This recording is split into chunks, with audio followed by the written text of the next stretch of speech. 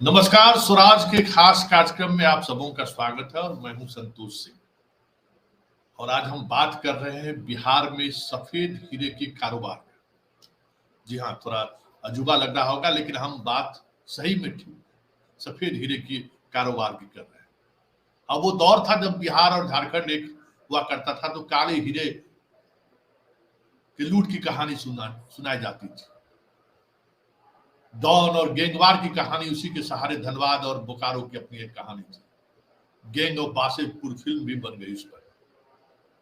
लेकिन इस लूट में न 47 है, न 56 है, न कोई डॉन है, न कोई बादशाह है, कहीं कोई दूर दूर तक दिखाई नहीं देता है। बस सिस्टम अपने अनुसार काम करता है और किसान की, आपकी, हमारी हकमारी करके करोड़ों करोड़ रुपया हर वर्ष डका जाते हैं। क्या है ये सफेद हीरो का खेल? जी हाँ, आपको थोड़ा अटपटा लग रहा होगा, लेकिन ये खेल बिहार में ही नहीं है, पूरे देश स्तर पर यह खेल खेला जाता है। और ये खेल है क्या? एक बार याद होगा यूरिया घोटाला, यही बिहार के एक मंत्री को जेल जाना पड़ा था, कई उनके परिवार के सदस्यों को भी जेल जाना पड़ा था, याद है? जी, हम यूरिया के घोटाले की बात कर रहे हैं। वही सफेद हीरा है। कैसे एक सिस्टम काम कर रहा है और हर वर्ष 10-20 हजार करोड़ रुपए का खेल चलता रहा है। की समस्या छो अभी खाद के? सर, खाद कभी काल मिले छे यूरिया, कभी काल साफे नहीं मिले छे। आ ई समस्या खेती के समय आवे छे तो डीएपी, पोटाश सब पर भे जाए छे। अभी की पोजीशन छ? अभी सर यूरिया के बहुत दिक्कत छे हमरा के। की रेट में केना खाद मिललो हन तोरा के? सर खाद 350-400 रुपया तक मिले छे यूरिया, जे एगो जबरदस्ती शीशी दे दै छे, कहे छे विटामिन छे, फलां चिल्लां कह के लग दे दै छे। तो कैसे हम सकल कभी दाम बढ़ेबे करते, मिलबे नहीं करते, तो किसान तो कोनो भाव ला कुछ देवे करते। ये भाव घटी लगाए नफा, घटी से लगने करते। काम लीजिए, आने तो एक बोतल है, उड़िए का दिया हुआ वो भी। अच्छा, दोनों साथ लीजिएगा तो खाद देंगे, नहीं तो नहीं देंगे। अच्छा, अभी की पोजीशन है खाद के? खाद के बहुत दिक्कत है, किसान यहाँ मर रहे खाद बगैर, खाद मिले नहीं रहे कन्हू। मतलब मेन अभी संकट यूरिया के? हाँ, महान संकट। सरकार ने फर्टिलाइजर की सप्लाई को स्लो कर दिया। पहले फर्टिलाइजर काम भर 2 साल तक पहले आ जाता था, तो ये समस्याएं उतनी स्तर पे नहीं दिखता था। लेकिन इस बार दिखने का कारण है कि फर्टिलाइजर की जो उपलब्धता है वो 35% कम है सीजन के दौरान। ये लोगों का कहना कि 87% फर्टिलाइजर बिहार में आया है, यह ऑफ सीजन में आया हुआ फर्टिलाइजर है और प्री पोजिशनिंग डिपार्टमेंट ने नहीं कराया, फर्टिलाइजर का स्टॉक मेंटेन नहीं कराया, जिसके चलते वो बाजार में स्पिल कर गया। तो ये बात तो पूर्ववर्ती सरकार में बैठे हुए लोग को जवाब देना चाहिए कि अधिक जब फर्टिलाइजर आया अप्रैल मई जून में और जब उसका इस्तेमाल नहीं हुआ तो हुआ गया कहाँ? जी हाँ, बिहार में इस समय किसान एक एक दाने खाद के लिए सुबह 3 बजे से लाइन में लगे हुए हैं। लेकिन इस खेल में शामिल सिस्टम किस तरीके से काम कर रहा है, जरा आप भी समझिए।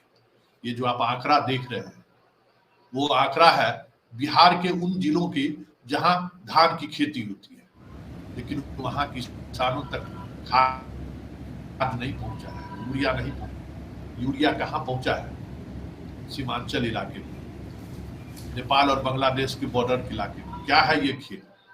यही सफेद हीरो का खेल है। जरा मंत्री जी की बात सुनिए, इस खेल को लेकर मंत्री जी क्या करते हैं, फिर हम इस पर बात करेंगे। तो आपने विभाग का ये डाटा है, बॉर्डरिंग इलाके में, जो आपका बॉर्डर बिहार का जो नेपाल से सटा हुआ इलाका है, उन इलाकों में खाद की सबसे ज़्यादा खपत होती है, जबकि उन इलाकों में धान की उस तरह की खेती का वो सब लोग जानते हैं कि वो धान का इलाका भी नहीं है। तो इसकी क्या वजह है? इस पर कभी आपने मंथन किया कि इसकी वजह क्या हो सकती है?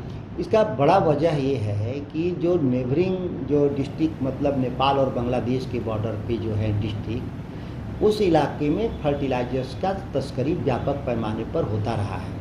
इसके कई उदाहरण रहे हैं, अखबारों में भी छपते रहे हैं, कई लोगों ने रिपोर्टिंग भी किया। क्योंकि बांग्लादेश और नेपाल में यूरिया पर सब्सिडी नहीं है। ये जो मेरा यूरिया 266 रुपये है, वो बांग्लादेश और नेपाल में 1200-1400 रुपये का है। तो ये एक तरह से कह सकते हैं कि फर्टिलाइज़र कंपनियों ने एक कार्टेल बना रखा था, जो जहाँ ज़रूरत है वहाँ न भेज करके, जहाँ नहीं ज़रूरत था उन इलाकों में भेज करके, और भेजने के बाद वो उसमें से निश्चित तौर पर तस्करी और स्मगलिंग से दूसरे राज्यों में चले जाते हैं, जिसका ध्यान सरकारों ने ठीक से नहीं रखा। उस पर कोई कार्रवाई, कुछ एक्शन प्लान आप सोच रहे हैं? हमारे 2-3 स्तर पे हमने एक्शन प्लान के लिए इस विभाग में मैंने बोल दिया है। एक कि बॉर्डर पे कोई भी हम लाइसेंस 15 किलोमीटर से ज़्यादा दूर जो रहेगा उसी को लाइसेंस देंगे, रिटेलर का। जो बॉर्डर से सभी लाइसेंस को हम रद्द करने जा रहे हैं बिहार में। दूसरा ये है कि ये कंपनियां सब्सिडी जो आइटम है यूरिया, DAP, NP की, उसके साथ non subsidy item nano, zinc, ये सब जो बेच रही हैं उसका भी लाइसेंस हम रद्द कर रहे हैं। मैं सुना मंत्री जी क्या कह रहे हैं, ये खेल यही खेल है। कंपनी से जो यूरिया की सप्लाई होती है, मतलब भारत सरकार के कंपनी से जो यूरिया निकलती है, और बिहार के अलग अलग हिस्सों में जो रैक, रेलवे रैक बनाई गई है, उन रैक पर ऐसे जगहों पर पहले यूरिया नहीं पहुंचती है जहां किसानों को जरूरत है। यूरिया ऐसे जगहों पर पहले पहुंचाई जाती है, रैक पहुंचाई जाती है जहां से बांग्लादेश और नेपाल में स्मगलिंग किया जा सके, और ये सब डॉक्यूमेंट्री प्रूफ है। और इस बार जहां बारिश नहीं हुई है, सुखाड़ घोषित करने जा रही है राज्य सरकार, वहां 60 से 70% यूरिया का खर्च हो चुका है। आखिर वो यूरिया गया कहाँ? जब किसान ने खेती ही नहीं किया, सुखाड़ घोषित था, तो यूरिया कैसे गया? यही खेल है। सब बैठेंगे गिद्ध की तरह और फिर देखेंगे कि कहाँ पे अनुदान देने की जरूरत है। जिन जिलों में खेती दिखाया गया है, अब उन्हीं जिलों को सुखाड़ग्रस्त भी घोषित किया जाएगा। और फिर लवली, आप तितली लाइव देखते रहिएगा। इसी तरीके से किसान सुसाइड करते रहेंगे और कारोबारी और सरकार मालूमात हो